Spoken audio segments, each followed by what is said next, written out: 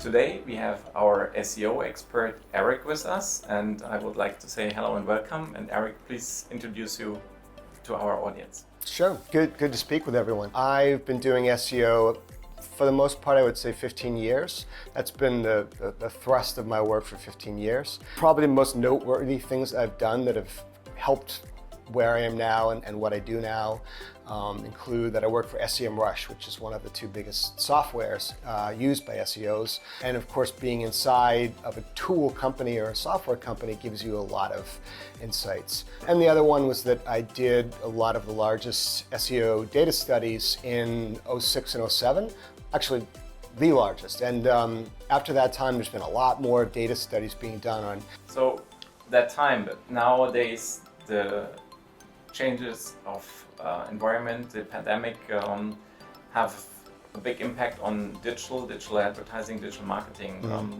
What do you think the current situation even makes SEO more important? Obviously, there's always this balance between paid media versus, you could say, earned media. My area is more content marketing. There's so many different words, and I couldn't really say that much whether paid media is necessarily better or worse in a climate like this. We need to take into account like how coronavirus is making certain activities and certain spending habits become more prevalent. So, anything to do with the home. I couldn't really say enough about whether it's different now, whether you would want to focus more on paid versus SEO, but anything to do with the home, you obviously have a lot of opportunity, and you should be taking advantage of that. If your products, if your services, if your informational products are related to the home, and all the other things that have become increasingly important during this time. The right balance is important, right? Between yes. Paid and organic. So yeah. Let's get a bit more into this organic part, right? Sure. SEO, search engine optimization, to get to more organic. Yeah. But what are the key challenges most websites are facing actually in order to get to that good organic search results? So I guess the first thing I would say is that, during normal times and right now, without taking into account the coronavirus, one of the biggest differences between paid and organic is that, organic takes time. Right? So you don't necessarily see the big results until 3 or 4 months. And that's one of the reasons where AdWords in particular, because they do have a similar overlap with SEO, because it's Google, it's text, it's search.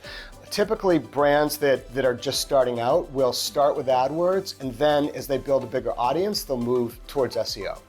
Or, of course, anyone that just needs traffic now and just isn't able to take a bit of a longer term approach. So in terms of on-site, I tend to break it into two components. One is, you could say technical SEO, and the other is content, which is mostly about the written word.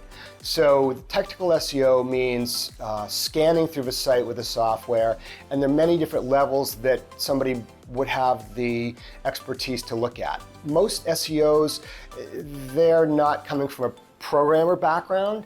They're not coming from a background of really understanding all these very, very esoteric areas of what makes a website work better, both in the eyes of Google, but also what Google's looking for as a user experience. So they may do a more quick overview and scan using an automatic scan program, but with technical SEO, you can get very into the weeds and very technical.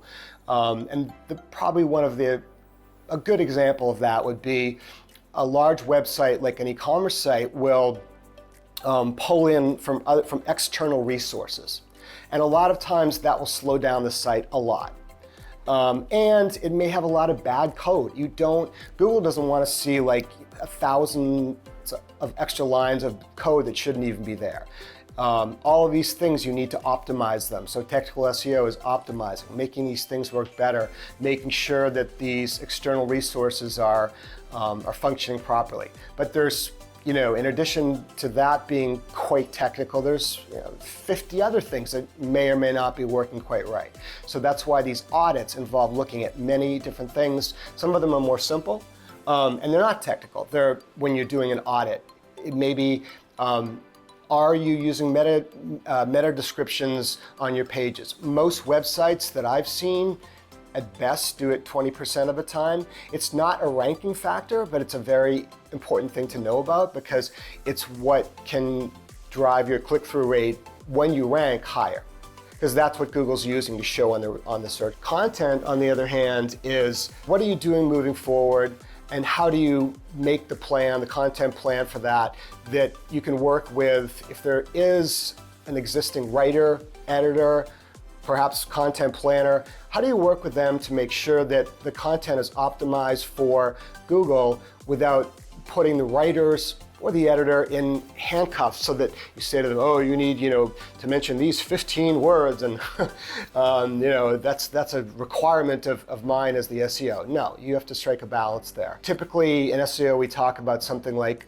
a keyword and topic map or blueprint or recipe card. And typically there's sort of one of these created for each page that the writer is using as a guide, but then of course they have to all come together because Google is looking at the whole of the site and how well it's optimized, as well as on a page-by-page basis. Yeah, I mean, and so there's a technical part, as you said, there's a more creative part with the content, I would say. Right? Yeah. But that's both things you have under your direct control. Right. Whereas, so the offsite, I would then understand as that's a little less under your direct control, right? Exactly. Maybe you can explain in a short sentence about offsite. Sure. And how you get to results there. Yeah. For most SEO, offsite is links. The real challenge these days where one thing people have to understand perhaps most of all about SEO in this time is that Google is like the smartest machine learning robot that you could ever imagine. So without getting into what is machine learning, you have to understand that they're looking at very complex relationships off-site and trying to see the patterns and see things like, does this tell them that you are more trustworthy, for example, or more authoritative? But if you do something that's unnatural, it's very easy for them to find it out. That's why you should really be getting articles, doing outreach, and getting these links in a way that's naturally done and not manipulative. Is it good content? Or I mean, I heard that Google would rate good content better, rank it better. What do you think about that? Yeah, so I think, this is something people are pretty agreed upon, I think.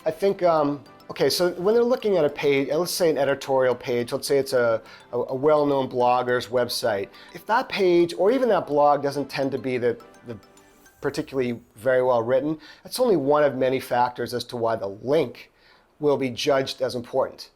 If that content is on your own site and it's really high quality or low quality, that might be more important. But when they're looking for the context of the link, it's a bit different. So they're looking at the how authoritative is that website. So this is a well-known blogger. It's got the New York Times has even linked to this blogger's website. That's what they're looking for. And they're looking for, they would really like to see that the topic of that well-known blogger is similar to your site.